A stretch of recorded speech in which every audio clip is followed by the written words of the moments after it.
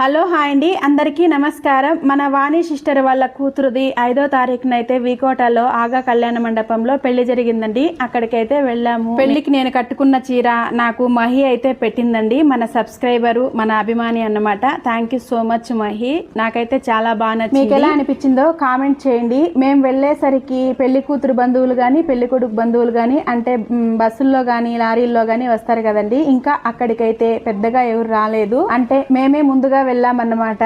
Stage పైనకి వెళ్ళి పెళ్లి కూతురికి చిన్న గిఫ్ట్ అయితే ఇచ్చేసి వాణి సిస్టర్ ని పలకరించుకొని అన్నం తినేకైతే వచ్చేసాము. ఎవరు లేనట్టే డైనింగ్ హాల్ మొత్తం అయితే నిండిపోయింది. అంటే మేము స్టేజ్ పైనకి వెళ్ళి వచ్చేసరికి చాలా మంది అయితే వచ్చేసారండి. ఇంకా మనకు తెలిసిన వాళ్ళని చాలా మందిని అయితే పలకరించాము. అలా ఫుడ్ అయితే తినేసాము. భోజనాలు మాత్రం సూపర్ గా ఉన్నాయన్నమాట.